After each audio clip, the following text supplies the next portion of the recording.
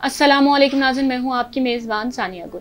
नाज़रीन, आज की वीडियो में हम आपको बताएंगे हामिद मीर ने एक बहुत बड़ा दावा किया। उनका कहना है कि एक दोस्त मुल्क ने तहरीक अदम एतमाद वापस लेने के लिए दबाव डाला।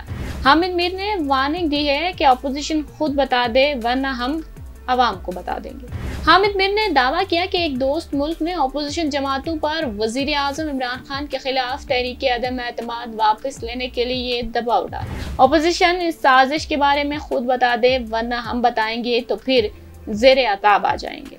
निजी टीवी जियो न्यूज के प्रोग्राम में गुफ्तगू करते हुए हामिद मीर ने बताया कि उन्होंने मौलाना फजलुर रहमान से सवाल किया था तो उन्होंने मलफूफ सा जवाब दिया था। पिछले 1.5-2 माह के दौरान एक मुल्क ने अपोजिशन पर दबाव डालने की कोशिश की कि तहरीक अदम एतमाद वापस ली जाए। हामिद मीर का कहना था कि अपोजिशन से दरखास्त है कि कौम को बताएं कि वो कौन सा दोस्त मुल्क है जो आप पर दबाव डाल रहा था। ये इसलिए भी जरूरी है कि आपकी हुकूमत होगी और अगर अपोजिशन इस गैर मुल्की दबाव को सामने लाने को तैयार है तो ठीक है, वरना ये काम भी हमें ही करना पड़ेगा और जब हम ऐसा करेंगे तो जेर अताब आएंगे। एक और गैर मुल्की ताकत आप पर दबाव डाल रही थी और आप खामोश रहे। इस साजिश को आपको कौम के सामने लाना पड़ेगा।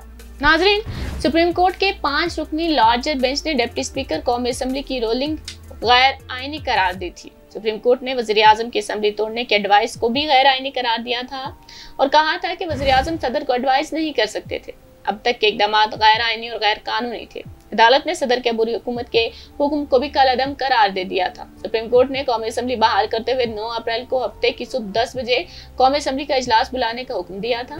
सुप्रीम कोर्ट ने करार दिया था कि स्पीकर इजलास बुलाकर तहरीक अदम एतमाद पर वोटिंग कराएंगे। तहरीक अदम एतमाद कामयाब होने की सूरत में नए वज़ीर आज़म का इंतखाब होगा। अदालत ने यह भी करार दिया था कि किसी भी रुकन कौमी असम्बली को वोट कास्ट करने से नहीं रोका जाएगा।